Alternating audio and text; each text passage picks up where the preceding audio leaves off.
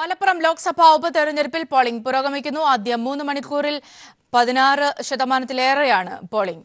Malappuram Panakkad polling ബൂത്തിൽ നിന്നും ഇപ്പോൾ കുട്ടൻ ചേരുന്നുണ്ട് പൊതുവിലുള്ള വിവരങ്ങളുമായി. കുട്ടൻ, 17%-ലേക്ക് അടുക്കുന്നു പോളിംഗ്.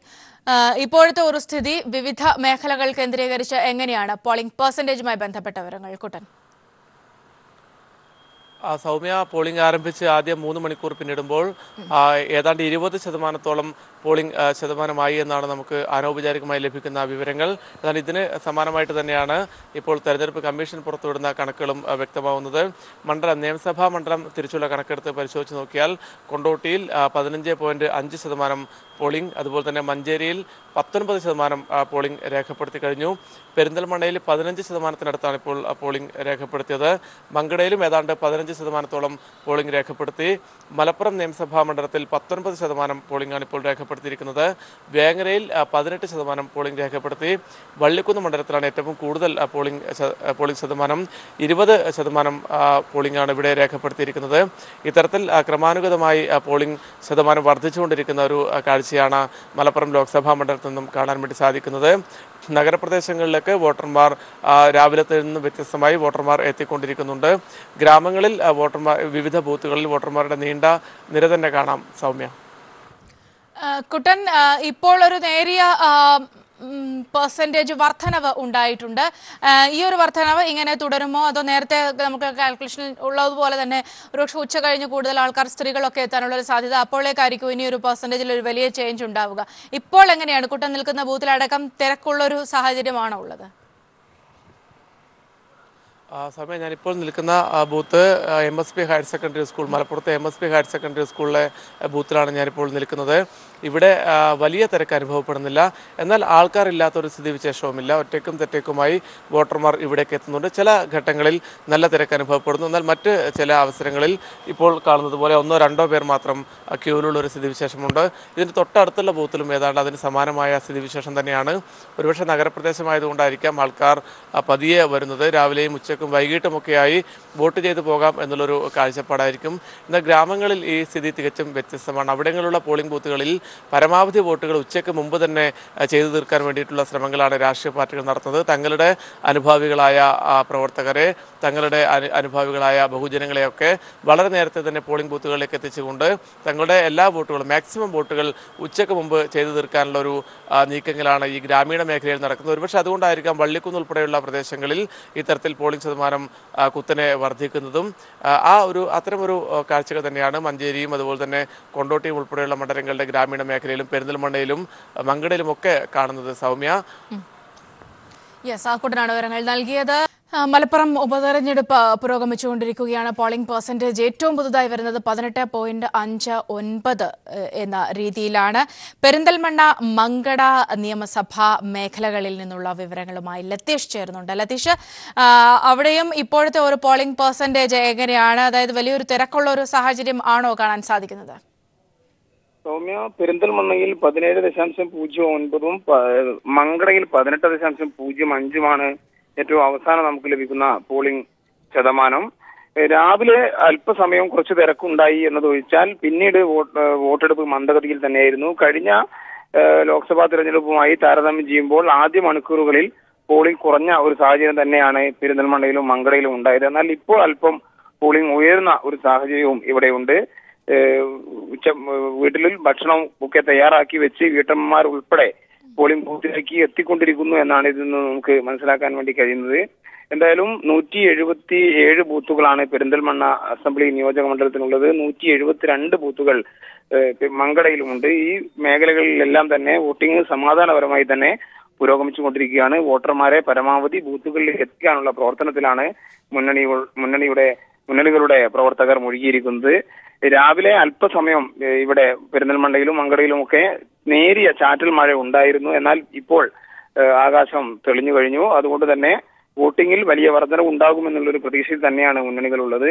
അത്തരത്തിലുള്ളൊരു പ്രചാരണ പ്രവർത്തനങ്ങൾ തെരഞ്ഞെടുപ്പിന്റെ ഇലക്ഷൻ പ്രചാരണവുമായി ബന്ധപ്പെട്ടുകൊണ്ട് ഈ മണ്ഡലങ്ങൾ മലപ്പുറത്താകെയും പ്രത്യേകിച്ച് പെരിന്തൽമണ്ണ, മങ്കട പോലുള്ള മണ്ഡലങ്ങളിലും നടത്തിയിരുന്നു. അതിന്റെ ഒരു പ്രതിഫലനം വോട്ടിങ്ങിൽ ഉണ്ടാകുമെന്ന പ്രതീക്ഷയിൽ തന്നെയാണ് സ്ഥാനാർത്ഥികളും അതേപോലെ തന്നെ മുന്നണികളും എല്ലാം ഉള്ളത്.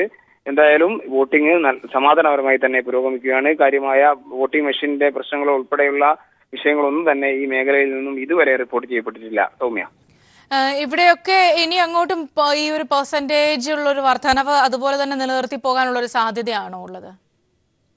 തീർച്ചയായും വോട്ടിംഗിൽ കാര്യമായ കുറവ് വരില്ല എന്ന് തന്നെയാണ് നമ്മൾ ഇടതുമുന്നണിയുടെയും അതേപോലെ തന്നെ UDF-ന്റെയും പ്രവർത്തകരുമായി ബന്ധപ്പെടുമ്പോൾ നമുക്ക് മനസ്സിലാക്കാൻ വേണ്ടി കഴിയുന്നത്. അത്തരത്തിലുള്ളൊരു പ്രചരണം ഈ ഉപതെരഞ്ഞെടുപ്പുമായി ബന്ധപ്പെട്ട് നടന്നു എന്ന് തന്നെ അവർ പറയുകയും ചെയ്യുന്നു. 1,00,000-ലധികം വരുന്ന പുതിയ വോട്ടർമാരുടെ വർധനവും മലപ്പുറം ലോക്സഭാ മണ്ഡലത്തിൽ ഉണ്ടായിട്ടുണ്ട്. അതുകൊണ്ട് തന്നെ വോട്ടിംഗിൽ കാര്യമായ ഒരു കുറവ് വരാനുള്ള ഒരു സാധ്യത ഇപ്പോൾ നമുക്ക് പറയാൻ വേണ്ടി കഴിയില്ല. പെരിന്തൽമണ്ണയിൽ നിയമസഭാ സ്പീക്കർ P. ശ്രീരാമകൃഷ്ണൻ ഖാദർ മുല്ല AUP സ്കൂളിലെ 54-ാം നമ്പർ ബൂത്തിലാണ് വോട്ട് രേഖപ്പെടുത്തിയത്. മതേതര ജനാധിപത്യ കക്ഷികളുടെ വിജയം ഉണ്ടാകുമെന്ന പ്രതീക്ഷയാണ് സ്പീക്കർ പ്രകടിപ്പിച്ചത്. ഇത്തരത്തിൽ മഞ്ഞളാംകുഴി അലി ഉൾപ്പെടെ മുൻ മന്ത്രി മഞ്ഞളാംകുഴി അലി ഉൾപ്പെടെയുള്ള ആളുകൾ പെരിന്തൽമണ്ണ മംഗള മണ്ഡലങ്ങളിലായാണ് വോട്ട് രേഖപ്പെടുത്തേണ്ടത്. എന്തായാലും നല്ല രീതിയിലുള്ള വോട്ടിംഗ് ആണ് ഇപ്പോൾ നടന്നുകൊണ്ടിരിക്കുന്നത്. സമാധാനപരമായി പോളിംഗ് പുരോഗമിക്കുകയാണ്. സൗമ്യ, ലതീഷാണ് വിവരങ്ങൾ നൽകിയത്. മലപ്പുറം വിധി എഴുതുകയാണ്. ലോക്സഭാ ഉപതെരഞ്ഞെടുപ്പിൽ പോളിംഗ് പുരോഗമിക്കുന്നു. 25% പോളിംഗ് കടന്നു. 11 ബൂത്തുകളിൽ വോട്ടിംഗ് മെഷീന് തകരാർ. മലപ്പുറം മേഖലയിൽ നിന്നുള്ള വിവരങ്ങളുമായി ഞങ്ങളുടെ വിവിധ റിപ്പോർട്ടർമാർ ചേരുന്നുണ്ട്. ആദ്യം കുട്ടനിലേക്ക് പൊതുവായ വിവരങ്ങൾ, പോളിംഗ് പെർസെന്റേജുമായി ബന്ധപ്പെട്ട വിവരങ്ങൾ ഏറ്റവും പുതിയത് എങ്ങനെയാണ് കുട്ടൻ? മണ്ഡലത്തിൽ തെരഞ്ഞെടുപ്പ് കമ്മീഷൻ പുറത്തുവിട്ട ഔദ്യോഗിക കണക്കനുസരിച്ച് ഇപ്പോൾ 21.58% 10 മണി വരെയുള്ള പോളിംഗ്. അതായത് ആദ്യ 3 മണിക്കൂറിലെ പോളിംഗ് ശതമാനമാണ് ഇപ്പോൾ ഇലക്ഷൻ കമ്മീഷൻ പുറത്തുവിട്ടിരിക്കുന്നത്. 21.58 അനൌദ്യോഗിക കണക്ക് പ്രകാരം അത് ഏതാണ്ട് 25% ആകുമെന്നാണ് പ്രതീക്ഷിക്കപ്പെടുന്നത്. മണ്ഡലം തിരിച്ച് പറയുകയാണെങ്കിൽ കൊണ്ടോട്ടിയിൽ 17.5% പോളിംഗ്, മഞ്ചേരിയിൽ 26.47%, പെരിന്തൽമണ്ണയിൽ 18.3%, മങ്കടയിൽ 20%, മലപ്പുറത്ത് 23.1%, വേങ്ങരയിൽ 24%, വള്ളിക്കുന്നിൽ 21.4%. ഇത്തരത്തിലാണ് 7 നിയമസഭാ മണ്ഡലങ്ങൾ തിരിച്ചുള്ള ശതമാന കണക്കുകൾ പുറത്തുവരുന്നത്. ഇതിപ്പോൾ 10 മണി വരെയുള്ള കണക്കാണ് ഔപചാരികമായി പുറത്തുവിട്ടിരിക്കുന്നത്. ഇത് ക്രമാനുഗതമായ ഒരു മുന്നേറ്റം തന്നെയാണ് പോളിംഗ് ശതമാനത്തിൽ ഉണ്ടായിക്കൊണ്ടിരിക്കുന്നത്. സൗമ്യ, കുട്ടൻ, ഇപ്പോഴത്തെ ഈ ഒരു പെർസെന്റേജ് ഒരു ചെറിയ ചേഞ്ച് ഉണ്ടായിരിക്കുന്നു. ഇതിനി അങ്ങോട്ട് സ്റ്റേബിളായി നിൽക്കുമെന്നാണോ കാണാൻ കഴിയുന്നത്? അതോ സാധാരണഗതിയിൽ ഉള്ളതുപോലെ തന്നെ ഉച്ച കഴിഞ്ഞ്, പ്രത്യേകിച്ച് സ്ത്രീകൾ കൂടുതൽ പേര് എത്തേണ്ടതുണ്ട്, അങ്ങനെയുള്ളൊരു വലിയൊരു ചേഞ്ച് ഇനി ഉച്ച കഴിഞ്ഞേ ഉണ്ടാകാൻ സാധ്യതയുള്ളൂ? ഇപ്പോഴത്തെ ഒരു സ്ഥിതി എങ്ങനെയാണ്? സൗമ്യ, ഇപ്പോൾ പോളിംഗ് വളരെ മന്ദഗതിയിൽ മുന്നോട്ട് പോകുന്നു എന്ന് നമുക്ക് ആദ്യഘട്ടത്തിൽ തോന്നിയിരുന്നു. പക്ഷേ ഇടയ്ക്ക് ഇപ്പോൾ ഒരു 2 മണിക്കൂറൊക്കെ പിന്നിട്ടപ്പോൾ പോളിംഗിൻ്റെ വേഗത വർദ്ധിച്ചിട്ടുണ്ട്. നഗര ഗ്രാമ വ്യത്യാസമില്ലാതെ ജനങ്ങൾ പോളിംഗ് ബൂത്തുകളിലേക്ക് എത്തുന്നുണ്ട്. വലിയ തിരക്ക് അനുഭവപ്പെടാത്തത് നഗരപ്രദേശങ്ങളിലൊക്കെയുള്ള ബൂത്തുകളിൽ 600, 800, 1000 എന്നിങ്ങനെയൊക്കെയാണ് വോട്ടർമാരുടെ എണ്ണം. സ്വാഭാവികമായും അതിനനുസരിച്ചുള്ള വോട്ടർമാർ വന്ന് അവരുടെ വോട്ട് രേഖപ്പെടുത്തി പോകുന്നുണ്ട്. ഒരു കൂട്ടത്തോടെ വരുന്ന ദൃശ്യങ്ങൾ ഇല്ല എന്നതൊഴിച്ചാൽ ജനങ്ങൾ വന്ന് അവരുടെ വോട്ടവകാശം രേഖപ്പെടുത്തി പോകുന്നുണ്ട്. അപ്പോൾ ഉച്ചയോടുകൂടി തന്നെ പോളിംഗ് ശതമാനം വലിയ രീതിയിൽ വർദ്ധിക്കും എന്നാണ് പൊതുവിൽ പ്രതീക്ഷിക്കപ്പെടുന്നത്. അതിനുശേഷം തങ്ങളുടെ ഈ രാഷ്ട്രീയ പാർട്ടികളും മുന്നണി പ്രവർത്തകരുമൊക്കെ തങ്ങളുടെ അനുഭാവികളായ, തങ്ങൾക്ക് വോട്ട് നൽകുന്ന ബഹുജനങ്ങളെയും തങ്ങളുടെ പാർട്ടി അനുഭാവികളെയും ഒക്കെ പരമാവധി ഉച്ചയ്ക്ക് മുമ്പ് തന്നെ പോളിംഗ് സ്റ്റേഷനിലേക്ക് എത്തിക്കുന്നതിനുള്ള ശ്രമങ്ങൾ നടത്തുന്നുണ്ട്. ഇപ്പോൾ 10:30 മണി, ഏതാണ്ട് 3.5 മണിക്കൂർ പിന്നിട്ടു തെരഞ്ഞെടുപ്പ് ആരംഭിച്ചിട്ട്. ഈ ഘട്ടത്തിൽ തന്നെ സാമാന്യം ഭേദമായ ഒരു പോളിംഗ് ശതമാനം, ലോക്സഭാ തെരഞ്ഞെടുപ്പാണ്, ഉപതെരഞ്ഞെടുപ്പാണ്, അതുകൊണ്ട് തന്നെ സാമാന്യം ഭേദപ്പെട്ട ഒരു പോളിംഗ് ശതമാനമാണ് എന്ന് നമുക്ക് പറയാൻ വേണ്ടി സാധിക്കും. കാരണം ഈ 21.58 എന്നുള്ളത് ഒരു പക്ഷേ 25% ആയിട്ടുണ്ടാവും. ആദ്യത്തെ 3 മണിക്കൂർ നേരം കൊണ്ട് തന്നെ അത്തരത്തിൽ 25% രേഖപ്പെടുത്തിയാൽ സ്വാഭാവികമായും അതൊരു പോളിംഗ് ശതമാനത്തിലുള്ള വർധനവ് തന്നെയാണ് സൂചിപ്പിക്കുന്നത്. ഇനിയുള്ള മണിക്കൂറുകളിലും വോട്ടർമാർ പോളിംഗ് ബൂത്തുകളിലേക്ക് എത്തുകയും പോളിംഗ് ശതമാനം വർദ്ധിക്കുകയും ചെയ്യുമെന്നാണ് പൊതുവിൽ വിലയിരുത്തപ്പെടുന്നത്. സൗമ്യ, ഇവിടെ 11 ബൂത്തുകളിൽ വോട്ടിംഗ് മെഷീൻ തകരാറുമായി ബന്ധപ്പെട്ട പ്രശ്നങ്ങൾ ഉണ്ടായിരുന്നു. ഇവിടെ ഇതൊക്കെ ക്രമീകരിച്ചിട്ടുണ്ടോ? പ്രശ്നങ്ങൾ പരിഹരിച്ചിട്ടുണ്ടോ? ഇവിടുത്തെ സ്ഥിതി എങ്ങനെയാണ്? ആ ബൂത്തുകളിലൊക്കെ പ്രശ്നങ്ങളുണ്ടായ എല്ലാ ബൂത്തുകളിലും അപ്പോൾ തന്നെ പ്രശ്നങ്ങൾ ഏതാണ്ട് അരമണിക്കൂറോളം പ്രശ്നങ്ങൾ തുറന്നിരുന്നു. അവിടെ വളരെ പെട്ടെന്ന് തന്നെ ഈ വിഷയങ്ങൾ പരിഹരിച്ചുകൊണ്ട് മിക്കവാറും കേന്ദ്രങ്ങളിൽ വോട്ടിംഗ് മെഷീനിലുണ്ടായ തകരാറുകളായിരുന്നു. അതൊക്കെ പരിഹരിച്ചുകൊണ്ട് വോട്ടിംഗ് അരമണിക്കൂറിൽ തന്നെ സുഗമമായി മുന്നോട്ട് പോയിരുന്നു. അതിനുശേഷം എവിടെ നിന്നും ഈ പറയുന്ന 1000-ലധികം വരുന്ന ബൂത്തുകളിൽ എവിടെ നിന്നും അത്തരമൊരു പ്രശ്നങ്ങൾ ഇതുവരെയും റിപ്പോർട്ട് ചെയ്യപ്പെട്ടിട്ടില്ല. അങ്ങനെ വോട്ടിംഗ് യന്ത്രത്തിന് വല്ല തകരാറും വന്നാൽ അത് ഉടൻ തന്നെ പരിഹരിക്കുന്നതിനോ അല്ലെങ്കിൽ അത് പരിഹരിക്കപ്പെടാത്ത തകരാറാണെങ്കിൽ പകരം മറ്റൊരു വോട്ടിംഗ് മെഷീൻ സ്ഥാപിക്കുന്ന ഉൾപ്പെടെയുള്ള വളരെ കൃത്യമായ സംവിധാനങ്ങൾ തെരഞ്ഞെടുപ്പ് കമ്മീഷൻ ഒരുക്കിയിരുന്നു. അതുകൊണ്ട് തന്നെ അത്തരമൊരു ബുദ്ധിമുട്ടുണ്ടാകില്ല എന്നാണ് പൊതുവിൽ പ്രതീക്ഷിക്കപ്പെടുന്നത്. കഴിഞ്ഞ തദ്ദേശ തെരഞ്ഞെടുപ്പ് സമയത്തൊക്കെ വലിയ രീതിയിലുള്ള പ്രശ്നങ്ങൾ ഇവിടുത്തെ മലപ്പുറം ജില്ലയിൽ പ്രത്യേകിച്ചും വോട്ടിംഗ് മെഷീനിലുള്ള തകരാറ് മൂലമൊക്കെ വലിയ വിഷയങ്ങൾ ഉണ്ടായിരുന്നു. അതുകൊണ്ട് തന്നെ അതൊക്കെ കണക്കിലെടുത്തുകൊണ്ടുള്ള ശക്തമായ മുൻകരുതൽ തന്നെയാണ് തെരഞ്ഞെടുപ്പ് കമ്മീഷൻ ഒരുക്കിയിരുന്നത്. സൗമ്യ. കുട്ടൻ, ഒപ്പം തന്നെ പ്രത്യേകിച്ച് ഒരു രാഷ്ട്രീയമായി വിലയിരുത്തേണ്ട, അതായത് രാഷ്ട്രീയമായ സവിശേഷതകളുള്ള മേഖലകൾ അസംബ്ലി മണ്ഡലങ്ങൾ കേന്ദ്രീകരിച്ചായാലും ആ വിധത്തിലുള്ള കണക്കുകൂട്ടലുകൾ എങ്ങനെയാണ്? പൊതുവിൽ അവിടെ പെർസെൻറ്റേജ് കൂടിയാലുള്ള സാധ്യത, അങ്ങനെ സാഹചര്യങ്ങൾ, അങ്ങനെ വിലയിരുത്തലുകളൊക്കെ വിവിധ സ്ഥാനാർത്ഥികൾക്കും മുന്നണികൾക്കും എങ്ങനെയാണുള്ളത്? സൗമ്യ, നമുക്ക് കഴിഞ്ഞ വർഷത്തെ ശതമാനക്കണക്ക് എടുത്ത് നോക്കിയാൽ 2014 ഏതാണ്ട് 71% വോട്ടാണ് കഴിഞ്ഞ ലോക്സഭാ തെരഞ്ഞെടുപ്പിൽ മലപ്പുറം മണ്ഡലത്തിൽ രേഖപ്പെടുത്തിയിരുന്നത്. ഇതിൽ കൊണ്ടോട്ടി മണ്ഡലത്തിൽ 79.7% പോളിംഗ് രേഖപ്പെടുത്തിയത്. ഇവിടെ തന്നെയാണ് ഏറ്റവും കൂടുതൽ കഴിഞ്ഞ തെരഞ്ഞെടുപ്പിൽ പോളിംഗ് രേഖപ്പെടുത്തിയതും. മഞ്ചേരിയിൽ 72.83%, പെരിന്തൽമണ്ണയിൽ 77.25%, മങ്കടയിൽ 77.32%, മലപ്പുറത്ത് 72.84%, വേങ്ങരയിൽ 70.77%, വള്ളിക്കുന്നിൽ 74.57%, 2014 പോളിംഗ് നില. നമുക്ക് ഈ പോളിംഗ് നില അല്ലെങ്കിൽ പോളിംഗ് ശതമാനം വർദ്ധിക്കുന്നതിനനുസരിച്ച് ഏത് മുന്നണിക്ക് മുന്നേറ്റം ഉണ്ടാകും എന്നത് സംബന്ധിച്ചൊക്കെ പറയാൻ പറ്റുന്ന ഒരു രാഷ്ട്രീയ സാഹചര്യമല്ല മലപ്പുറത്തുള്ളത്. നേരത്തെ ഒരുപക്ഷെ 2014 അതിനു മുമ്പൊക്കെയുള്ള തെരഞ്ഞെടുപ്പുകളിലൊക്കെ ആണെങ്കിൽ അങ്ങനെ പറയാം. പക്ഷെ അവിടെയും അട്ടിമറി നടന്നിട്ടുണ്ട്. നേരത്തെയുള്ള ലോക്സഭാ തെരഞ്ഞെടുപ്പിലടക്കം വലിയ ഭൂരിപക്ഷം ഉണ്ടായിരുന്ന മുസ്ലിം ലീഗിനെ തറപറ്റിച്ചുകൊണ്ട് LDF സ്ഥാനാർത്ഥികൾ വിജയിച്ച ചരിത്രമുണ്ട്. അതുപോലെ തന്നെ നിയമസഭാ തെരഞ്ഞെടുപ്പിൽ അത്തരത്തിലുള്ള ചരിത്രമുണ്ടായിരുന്നു.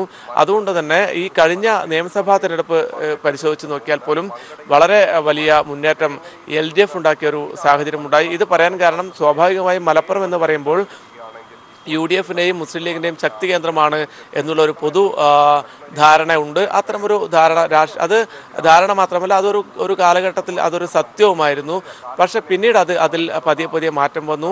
കഴിഞ്ഞ ലോക്സഭാ തെരഞ്ഞെടുപ്പിൽ ഈ മലപ്പുറം മണ്ഡലത്തിൽ അഹമ്മദ് നേടിയത് വലിയ ഭൂരിപക്ഷം തന്നെയായിരുന്നു. ഏതാണ്ട് 2 ലക്ഷത്തിൻ്റെ അടുത്ത് ഭൂരിപക്ഷം, 1,94,000-ലധികം ഭൂരിപക്ഷം അഹമ്മദ് നേടിയിരുന്നു. അതുകൊണ്ട് തന്നെ സ്വാഭാവികമായും ഈ തെരഞ്ഞെടുപ്പിലും മുസ്ലിം ലീഗ് അത്തരത്തിലൊരു മുന്നേറ്റം ഉണ്ടാക്കുമെന്ന് ആരെങ്കിലും പറഞ്ഞാൽ, രാഷ്ട്രീയ നിരീക്ഷകർ പറഞ്ഞാൽ അതിനെ തള്ളിക്കളയാൻ പറ്റുകയായിരുന്നില്ല നേരത്തെയാണെങ്കിൽ. പക്ഷേ ആ സാഹചര്യം ഇപ്പോൾ മാറി. അതെങ്ങനെയാണെന്ന് വെച്ചാൽ കഴിഞ്ഞ ലോക്സഭാ തെരഞ്ഞെടുപ്പിന് ശേഷം നടന്ന നിയമസഭാ തെരഞ്ഞെടുപ്പിനകത്ത് അട്ടിമറി വിജയങ്ങളാണ് മലപ്പുറം ജില്ലയിലാകെ LDF നേടിയത്. UDF-ന്റെ കുത്തക സീറ്റുകളൊക്കെ അട്ടിമറിച്ച് വിജയിക്കുന്ന സാഹചര്യമുണ്ടായി. അത് നിലമ്പൂരിലായാലും താനൂരിലായാലും ഒക്കെ വലിയ വിജയങ്ങൾ LDF നേടുന്ന ഒരു സ്ഥിതിവിശേഷമുണ്ടായി. അതുപോലെ തന്നെ അതൊന്നും പക്ഷേ മലപ്പുറം ലോക്സഭാ മണ്ഡലത്തിൻ്റെ പരിധിയിൽ വരുന്ന നിയമസഭാ മണ്ഡലങ്ങളല്ല. പക്ഷെ അവിടെ ഉണ്ടായ ഈ അലയൊലികൾ മലപ്പുറം മണ്ഡലത്തെയും പിടിച്ചൊലുക്കുമെന്ന കാര്യത്തിൽ തർക്കമില്ല. അത് നമുക്കിനി കാത്തിരുന്ന് കാണുകയും ചെയ്യാം. പക്ഷേ ഈ മലപ്പുറം ലോക്സഭാ മണ്ഡലത്തിലെ നിയമസഭാ മണ്ഡലങ്ങളുടെ കണക്കെടുത്ത് നോക്കിയാൽ അതിലും വലിയ മുന്നേറ്റം LDF ഉണ്ടാക്കിയിട്ടുണ്ട് എന്നുള്ളതാണ് യാഥാർത്ഥ്യം. അതിൻ്റെ മണ്ഡലക്കണക്കുകൾ നമുക്കൊന്ന് പരിശോധിച്ച് നോക്കിയാൽ കൊണ്ടോട്ടി നിയമസഭാ മണ്ഡലത്തിൽ കഴിഞ്ഞ ലോക്സഭാ തെരഞ്ഞെടുപ്പിൽ 2014 തെരഞ്ഞെടുപ്പിൽ 31,717 വോട്ടുകളാണ് UDF-ന് ലീഡുണ്ടായിരുന്നത്, UDF-ന്റെ ഭൂരിപക്ഷം. എന്നാൽ കഴിഞ്ഞ നിയമസഭാ തെരഞ്ഞെടുപ്പിൽ അത് ഏതാണ്ട് 21,000 വോട്ടുകൾ കുറഞ്ഞുകൊണ്ട് വെറും 10,654 വോട്ടുകൾ മാത്രമാണ് കഴിഞ്ഞ നിയമസഭാ തെരഞ്ഞെടുപ്പിൽ UDF-ന് ലീഡുണ്ടായത്. അതുപോലെ മഞ്ചേരിയിൽ 26,062 വോട്ടുകളായിരുന്നു 2014 UDF-ന്റെ ഭൂരിപക്ഷം. എന്നാൽ 2016 നിയമസഭാ തെരഞ്ഞെടുപ്പ് ആകുമ്പോഴേക്കും അത് 19,616 കുറഞ്ഞു. പെരിന്തൽമണ്ണയിലാണ് LDF അഭൂതപൂർവമായ മുന്നേറ്റമുണ്ടാക്കിയ മറ്റൊരു മണ്ഡലം. കഴിഞ്ഞ ലോക്സഭാ തെരഞ്ഞെടുപ്പിൽ ഇവിടെ 10,614 വോട്ടിന്റെ ഭൂരിപക്ഷം അഹമ്മദിന് ലഭിച്ചിരുന്നെങ്കിൽ കഴിഞ്ഞ നിയമസഭാ തെരഞ്ഞെടുപ്പിൽ ഇവിടെ കേവലം 579 വോട്ടുകൾ മാത്രമാണ് UDFന് ലീഡ് നേടാനായത്. അതായത് നേരിയ വോട്ടുകൾക്കാണ് പെരിന്തൽമണ്ണയിൽ LDF സ്ഥാനാർത്ഥി പരാജയപ്പെട്ടത്. മങ്കടയുടെ സ്ഥിതിവിശേഷവും വ്യത്യസ്തമല്ല. 23,461 വോട്ടുകളാണ് 2014 തെരഞ്ഞെടുപ്പിൽ UDFനുണ്ടായ ലീഡ്. എന്നാൽ 2016 നിയമസഭാ തെരഞ്ഞെടുപ്പിൽ അത് കേവലം 1,508 വോട്ടുകളായി കുറഞ്ഞു. മലപ്പുറം UDFന് വലിയ ഭൂരിപക്ഷം ലഭിക്കുന്ന മറ്റൊരു മണ്ഡലമാണ് മലപ്പുറം നിയമസഭാ മണ്ഡലം. ഇവിടെ 36,324 വോട്ടുകളാണ് കഴിഞ്ഞ ലോക്സഭാ തെരഞ്ഞെടുപ്പിൽ നേടിയ ഭൂരിപക്ഷം. കഴിഞ്ഞ നിയമസഭാ തെരഞ്ഞെടുപ്പിൽ ഇതിൽ കുറവ് വന്നിട്ടുണ്ട്. വലിയ വർധനവല്ലെങ്കിൽ പോലും ഇവിടെയും ഇവിടെയും ഭൂരിപക്ഷത്തിൽ കുറവ് വന്നിട്ടുണ്ട്. 35,672 വോട്ടുകൾ മാത്രമാണ് മലപ്പുറം നിയമസഭാ മണ്ഡലത്തിൽ കഴിഞ്ഞ നിയമസഭാ തെരഞ്ഞെടുപ്പിൽ UDFനുണ്ടായ ലീഡ്. അതുപോലെ തന്നെ മറ്റൊരു മണ്ഡലം വേങ്ങരയാണ്. PK കുഞ്ഞാലിക്കുട്ടിയുടെ വേങ്ങര മണ്ഡലത്തിൽ കഴിഞ്ഞ ലോക്സഭാ തെരഞ്ഞെടുപ്പിൽ 42,632 വോട്ടുകളാണ് ലീഡ് ഉണ്ടായിരുന്നെങ്കിൽ കഴിഞ്ഞ നിയമസഭാ തെരഞ്ഞെടുപ്പിൽ 38,057 ആ ലീഡ് കുറഞ്ഞിട്ടുണ്ട്. അതുപോലെ മറ്റൊരു മണ്ഡലം വള്ളിക്കുന്നാണ്. വള്ളിക്കുന്നിൽ 23,935 ലോക്സഭാ തെരഞ്ഞെടുപ്പിലെ ലീഡെങ്കിൽ നിയമസഭാ തെരഞ്ഞെടുപ്പാകുമ്പോൾ അതേതാണ്ട് 10,000-ലധികം വോട്ടുകൾ കുറഞ്ഞുകൊണ്ട് വെറും 12,610 വോട്ടുകൾ മാത്രമാണ് UDF സ്ഥാനാർത്ഥിക്ക് ലീഡായി ലഭിച്ചത്. ഈ ഒരു രാഷ്ട്രീയ ചിത്രം പരിശോധിച്ച് നോക്കിയാൽ തന്നെ നമുക്ക് മലപ്പുറത്തിൻ്റെ ഒരു പൊതുചിത്രം വ്യക്തമാകും. എങ്ങനെയാണ് മലപ്പുറം ചിന്തിക്കുന്നത്, മലപ്പുറത്തെ വോട്ടർമാർ ഏത് രീതിയിലാണ് ചിന്തിക്കുന്നതെന്ന് നമുക്ക് ഈ വോട്ടിംഗ് പെർസെൻറ്റേജിൽ നിന്ന് തന്നെ മനസ്സിലാക്കാൻ സാധിക്കും. സൗമ്യ, കുട്ടനാട് വിവരങ്ങൾ നൽകിയത്.